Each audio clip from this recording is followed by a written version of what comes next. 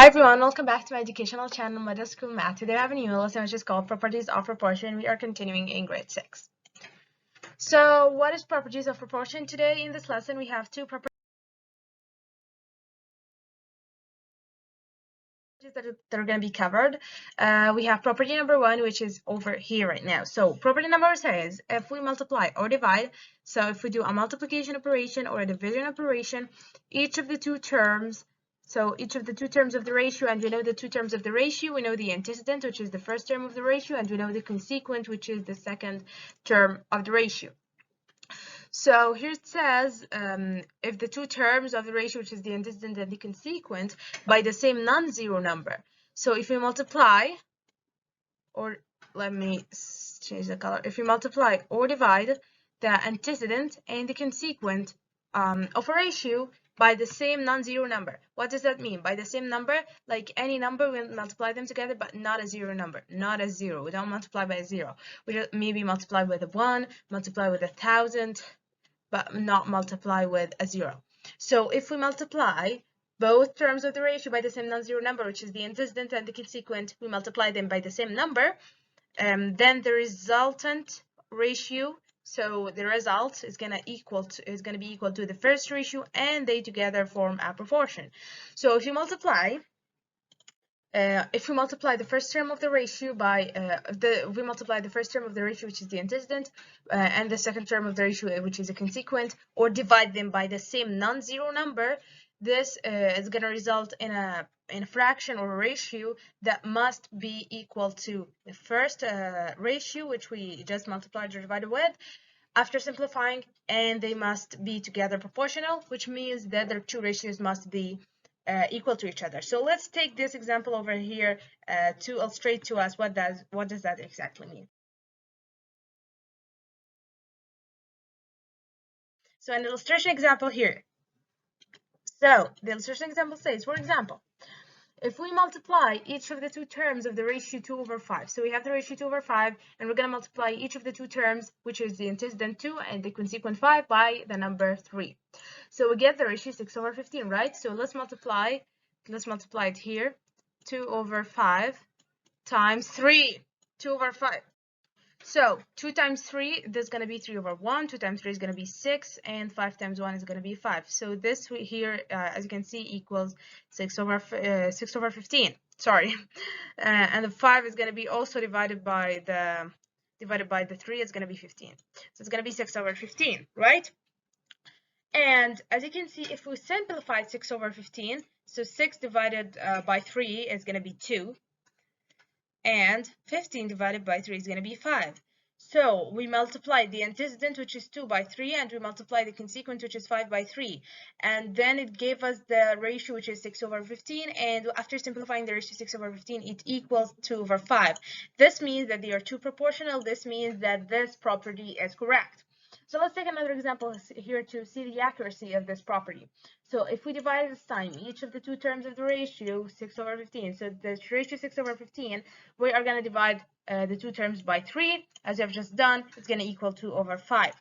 From 1 and 2, which is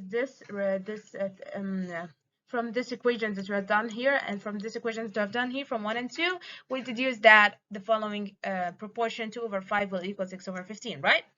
So we say that the numbers 2, 5, 6, and 15 are proportional. What are the numbers 2, 5, 6, and 15? Where did you get them from?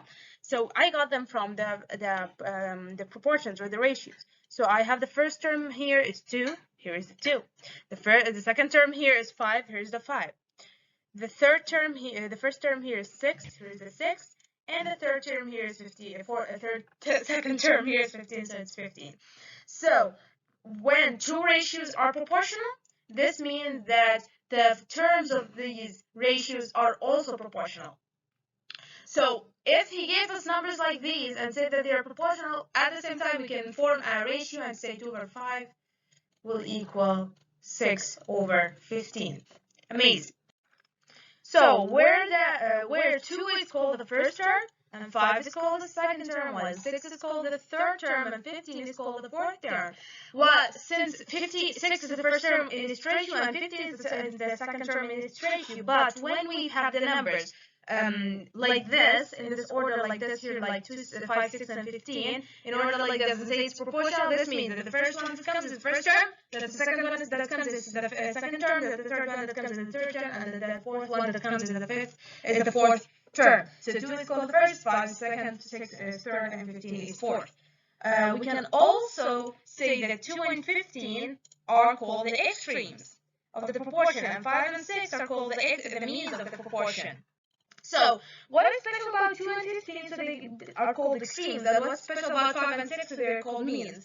So, as you can notice that 2 and 5 in the fractions here, as you can notice here, 2 is the first term, and 5 is, 2 and 15. 2 is the first, exactly first, and 15 is the last. So the first and the last together are called extremes, and the middle ones are called together means. So the side ones, or the first and the last ones, the ones that are on the sides, are called the extremes, and the ones that are in the middle or the center of our proportional numbers is called the means. So we're gonna get into this with these notes. So these notes here makes us notice some important things. So one of the important things to notice is that if A over B equals C over D, so instead of 2, 3, 4, 5, 6, or the numbers that we have just or the numbers that we just dealt with, like the 2, 3, 6, and 15, or 2, 5, 6, and 15, I don't remember them anyways. So if we put them in letters, so say A was the 2, and B is the 5, and C is the 3, and D is 15. So then the numbers A, B, C, and D are proportional, and vice versa. What does vice versa mean? If we had A, B, C, and D here, like this, so this means they are proportional. This means that they will equal A over B will equal C over D. So it's really basic. You just need to know this. Don't ask me why. I don't know why. It's just like that. It goes like that. So if A over B will equal C over D, then the numbers A, B, C, and D, which are the terms of the both ratios here, are proportional, and vice versa. So if A, B, C, and D are proportional, which means ratios that are equal, then A over B will equal C over D. So if A over B will equal C over D, then this means that A, B, C, and D are proportional. If A, B, C, and D are proportional, this means that A over B will equal C over D.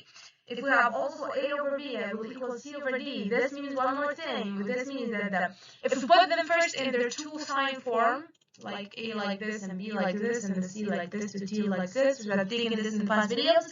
So this means that A to B is like A over B will equal C to D, which is like C over D.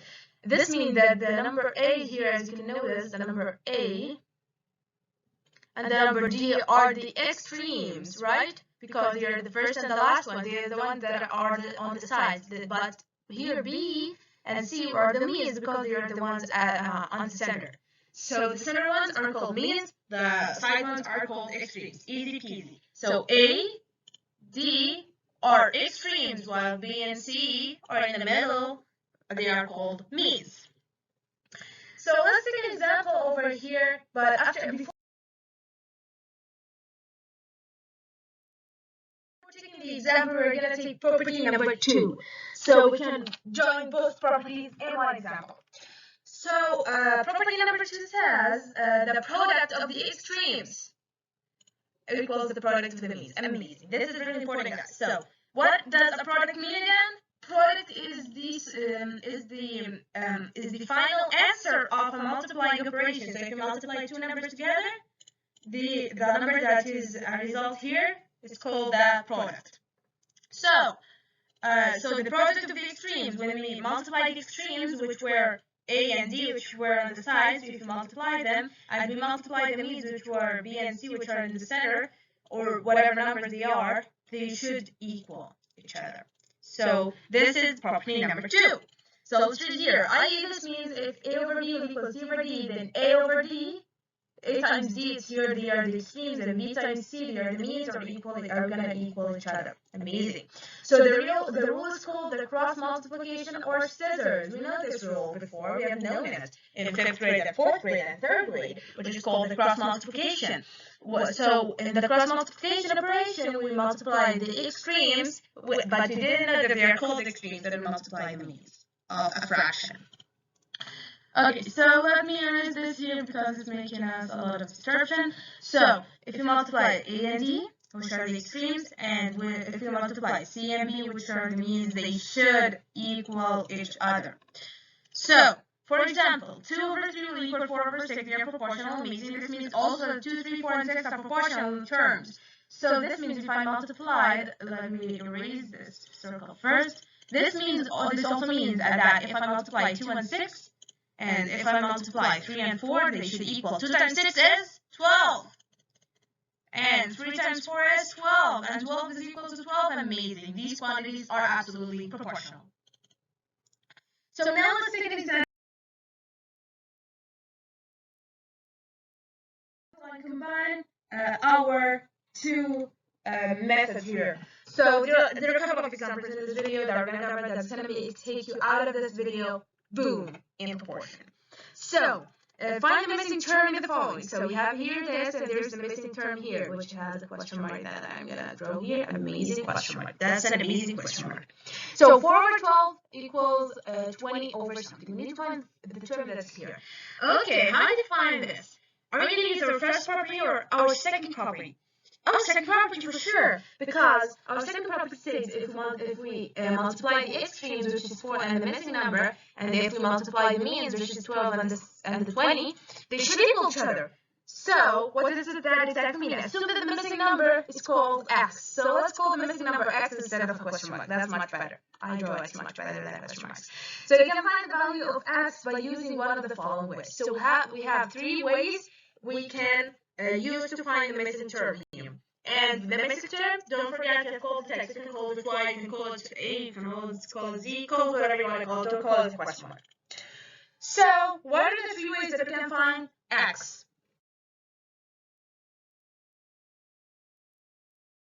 Here. So there are 3 ways. Here's the example again. So what are the 3 ways that we can use to figure out x? So corresponding numbers by rows. This is the first way. So the first way is corresponding numbers by rows, which means let's make our table. Here we have made this table in this video. Go and watch it so you can understand this.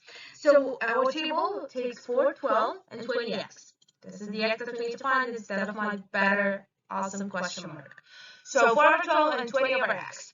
We use the corresponding number by rows. And what do we do here? So we'll look for the number which it is multiplied by 4. So what number would we multiply by 4 will equal 3? Will equal 12, which is 3. So the result would be 12. So ask yourself, what is the number that if I multiply it by 4, it will equal 12? 3. Amazing. So 3 is the number that we're going to multiply by here. And you have taken this in the past video.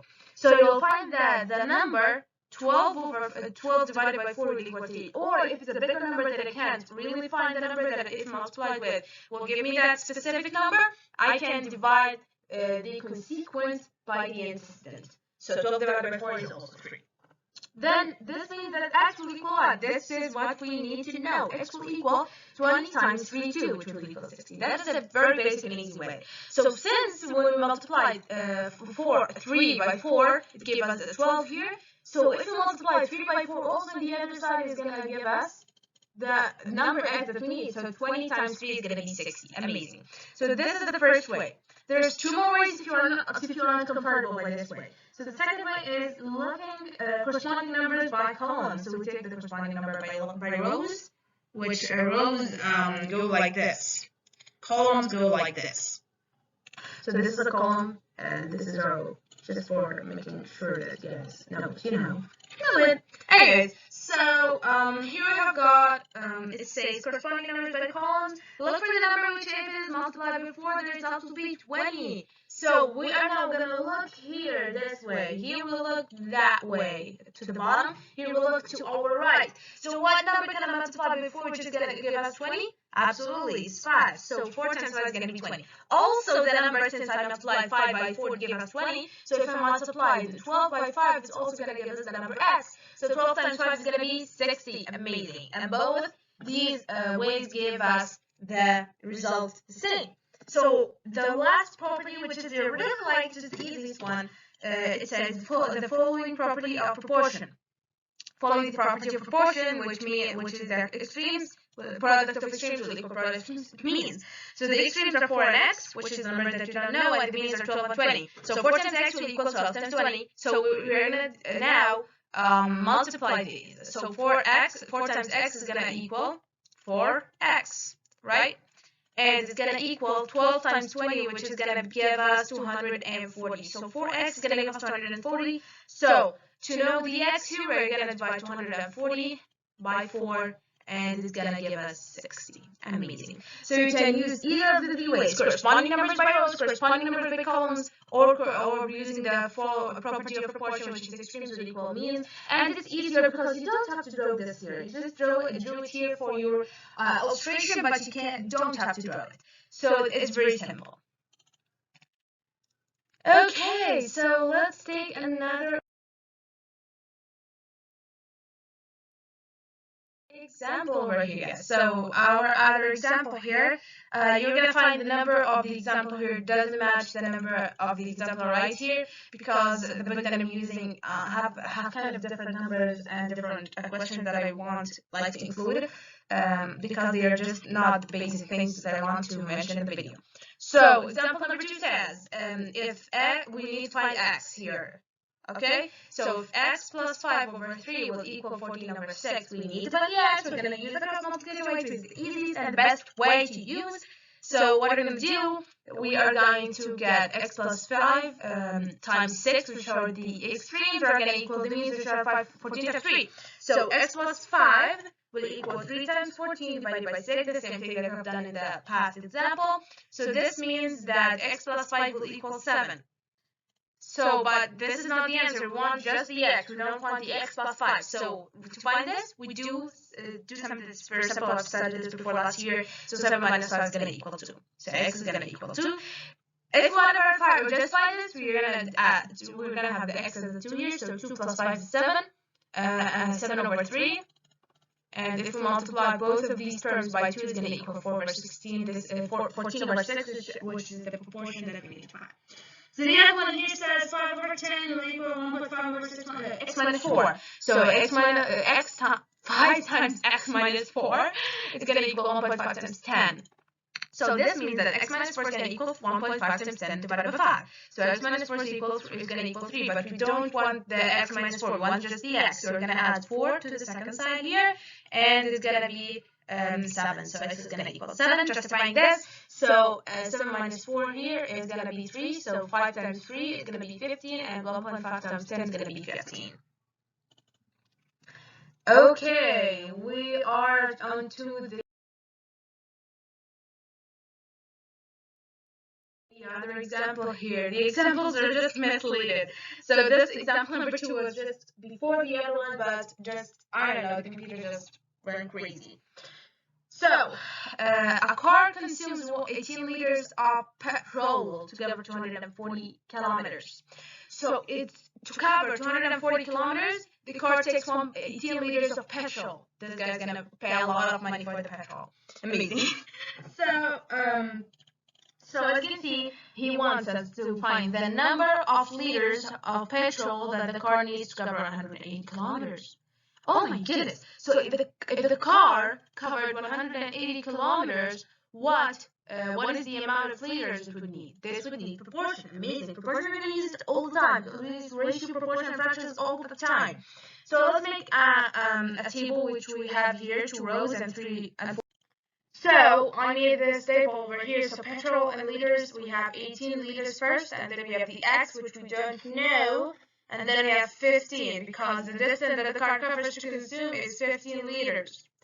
So x, 18, x, 15, these are the information and the numbers we have about petrol in liters. The distance in kilometers, we have 240 at the beginning over here, and then we have 180 at the second over here, and y, which we don't really know. So we need to find the distance if the car covers 15 liters, and we need to find the liters if the car covers 180 kilometers.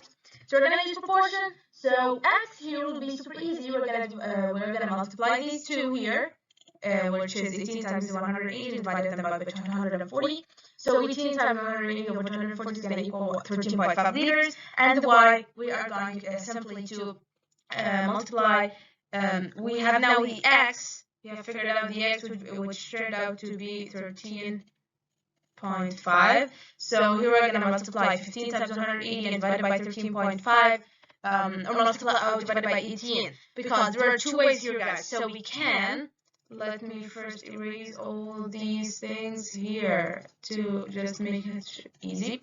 Okay, so there are a lot of multiple ways here, guys. So you can to find the y, we can find the y first without finding the x at all. So if we take this, just take this out of here, this fraction ratio here, and we just take these two. So we can multiply 15 by 240 and divide them by 18, right?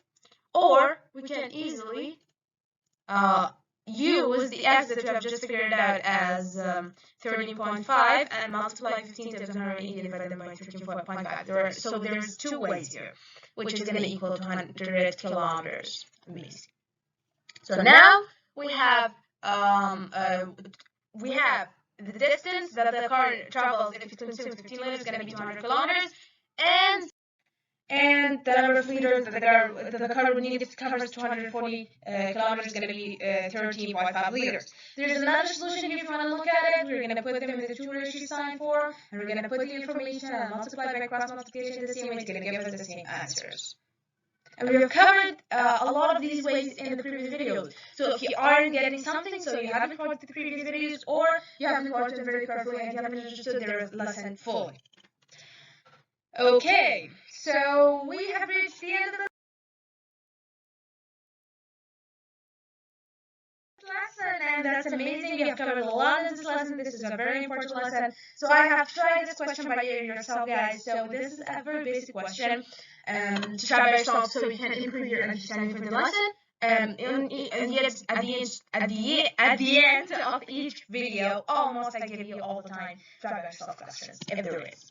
So if you aren't sure what fadans are, so fadan is basically is a land or agriculture unit. So we have covered this in one of the other videos. So it's a unit of agriculture. You can just abbreviate it with FD, which is fadans.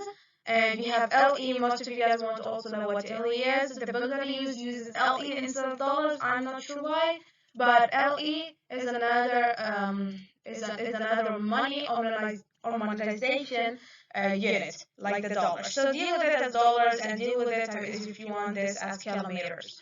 It won't actually very much matter if you use the same thing. So cross out fadan from here and make it kilometers, and cross out fadans from here and make it kilometers squared, because this is agriculture unit, which is an area. And you can use the LE and cross it and put dollars here. So that's it for this lesson. I hope you enjoyed it. Don't forget to like, share, and subscribe for more. I have a new video almost every day. So thank you for watching videos, and bye for now.